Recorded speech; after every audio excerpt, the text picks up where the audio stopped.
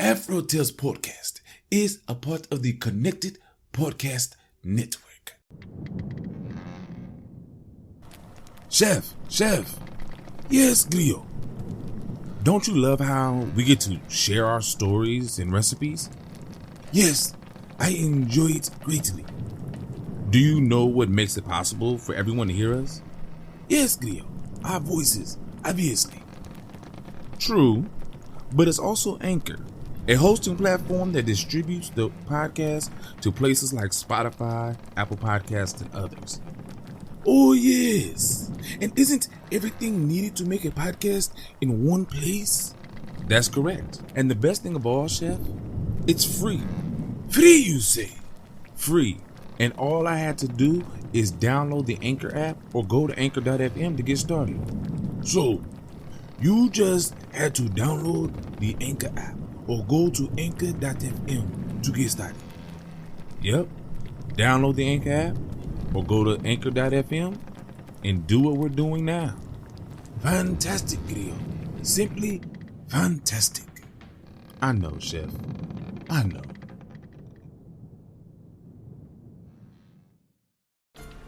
Ahoy, my friend, and welcome aboard the AfroTales Podcast, a ship that will carry us from location to location, exploring the tales that grew from the African diaspora in the Americas and the Caribbean. I am Amon Mazinga, your teller of yarns. As we head out, a particular yarn for each location will be spun. Come, sit with me, and enjoy this journey. Why the bananas belong to the monkeys. Perhaps you don't know it, but the monkeys think that all bananas belong to them. When Brazilian children eat bananas, they say, "I am a monkey." I once knew a little boy in Brazil who was very, very fond of bananas. He always said, "I am very much of a monkey." If you are fond of bananas, the Brazilian children would tell you that you are a monkey too. This is the story they tell to show us how it all came about. Once upon a time when the world had just been made, and there was only one kind of banana, but very many kinds of monkeys. There was a little old woman who had a big garden full of banana trees. It was very difficult for the old woman to gather the bananas herself, so she made a bargain with the largest monkey. She told him that if he would gather the bunches of bananas for her, she would give him half of them. The monkey gathered the bananas. When he took his half, he gave the little old woman the bananas which grow at the bottom of the bunch and are small and wrinkled. The nice, big, fat ones he kept for himself and carried them home to let them ripen in the dark. The little old woman was very angry. She lay awake all night trying to think of some way by which she could get even with the monkey. At last, she thought of a trick. The next morning, she made an image of wax which looked just like a little black boy. Then she placed a large, flat basket on top of the image's head, and in the basket, she placed the best ripe bananas she could find.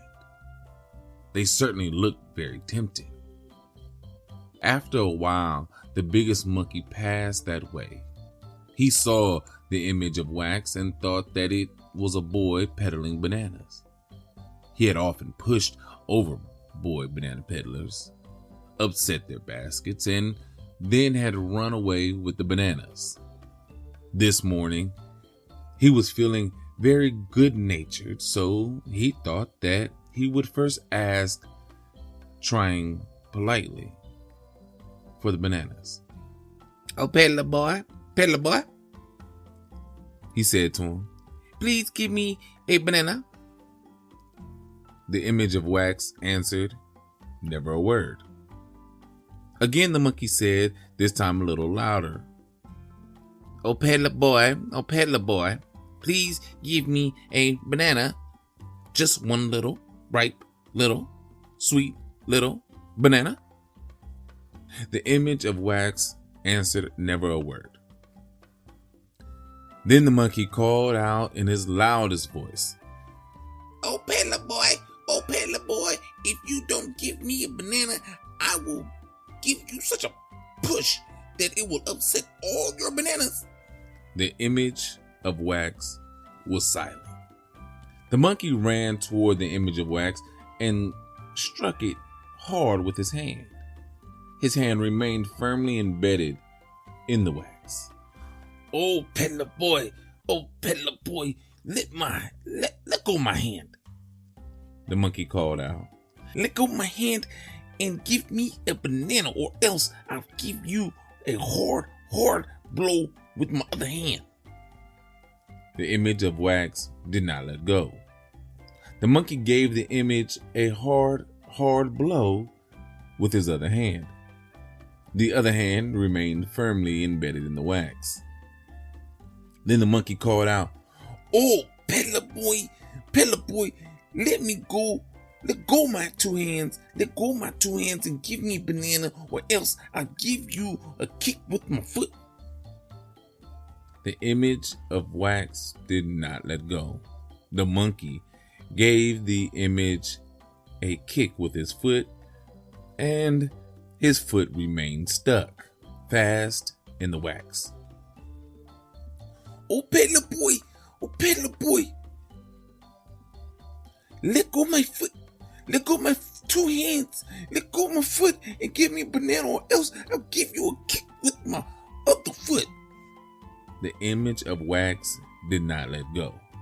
Then the monkey, who was now very angry, gave the image of wax a kick with his foot, and his foot remained stuck fast in the wax. The monkey shouted now. Oh, peddler boy,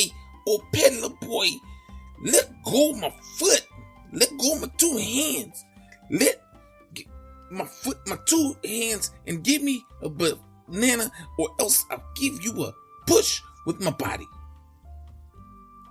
The image of wax did not let go. The monkey gave the image of wax a push with his body, and his body remained caught fast in the wax. Oh, peddler boy, the monkey shouted.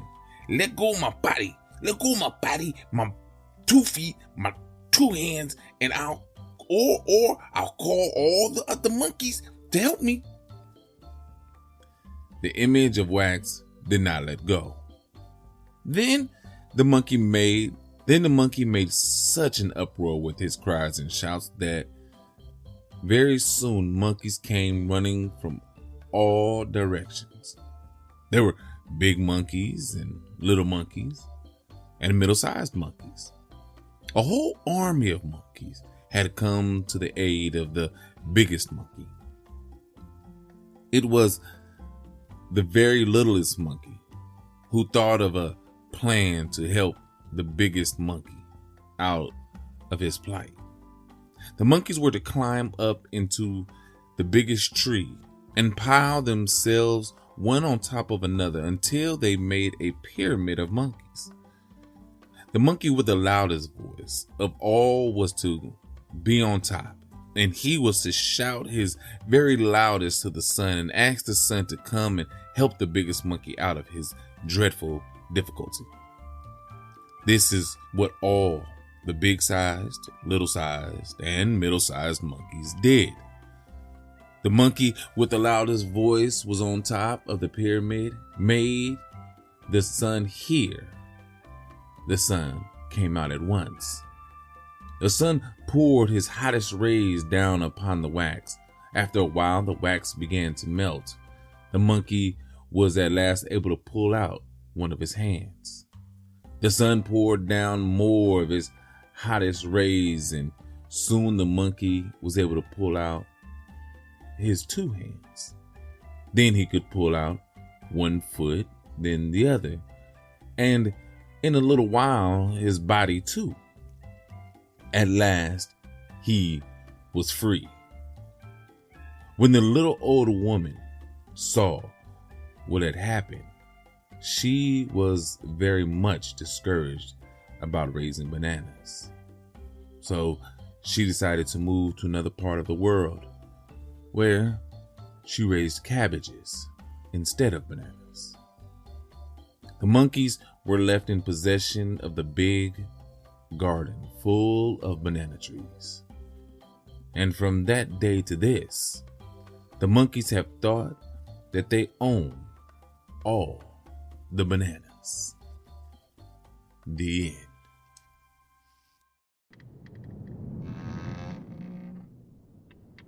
So, yeah, I know you felt it or heard it too. Or if this is your first time listening to one of my stories, this is a Brazilian version of Bruh Rabbit and the Tar Baby. If you don't see that, I don't know how not.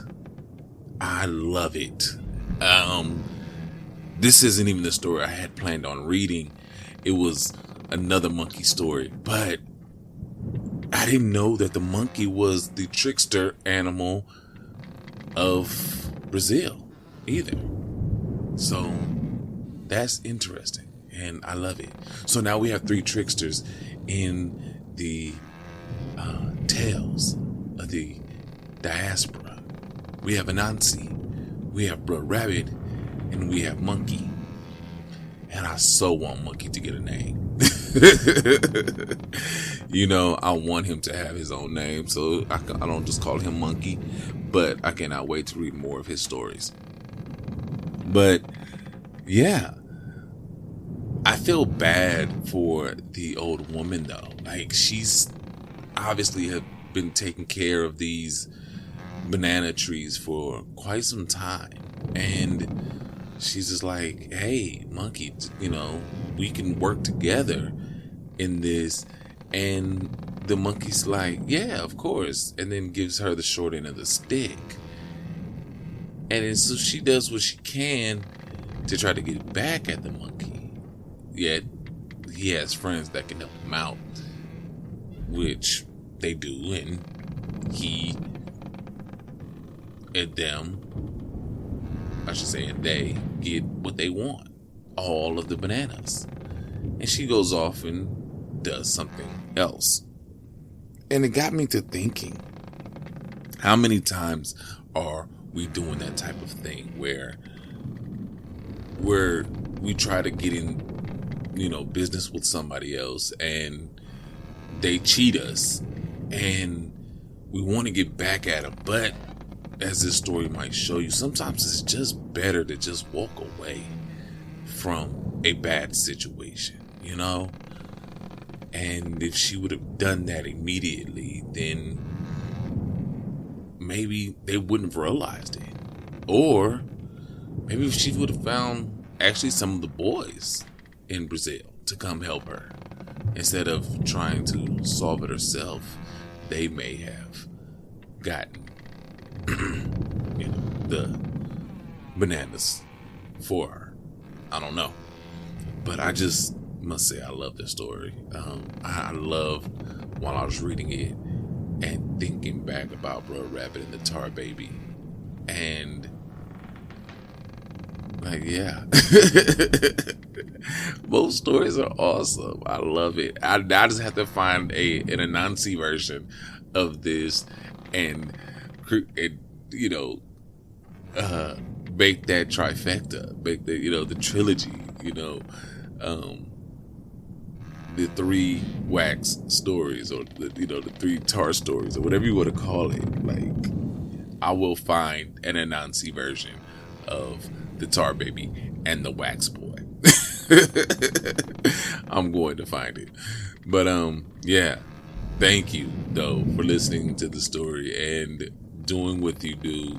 You know, I enjoy reading to you guys, and I'm actually trying to do a live version for some children soon at my local library. I'm trying to work with them to do that.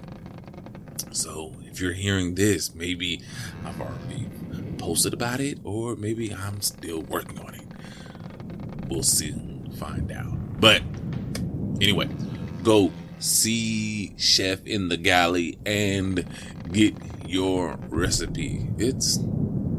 I know he made a simple one for this one, so go get it.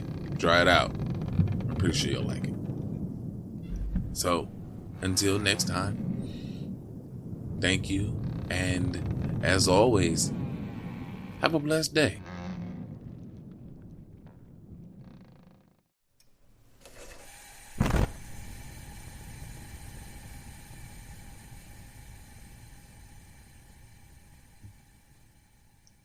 Welcome, my friends, to the Galley.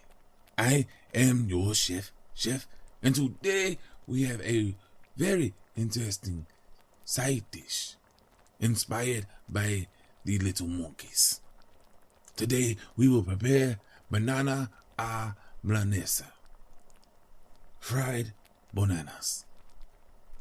Now, what will you need for this very, very simple side dish? Easy.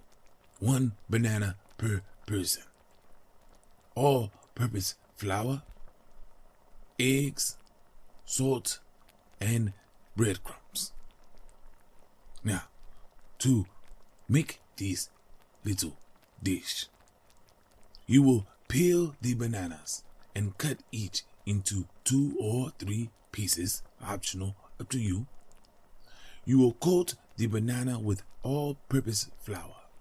Dip in the beaten eggs and coat with breadcrumbs. Deep fry in hot oil until golden brown and crispy. Place them on a paper towel to drain excess oil and serve hot. A very simple and easy dish, but one I love to do for the kiddies. Now, go. Do what you do. Let me know how your bananas come out. And until I have another recipe for you, enjoy.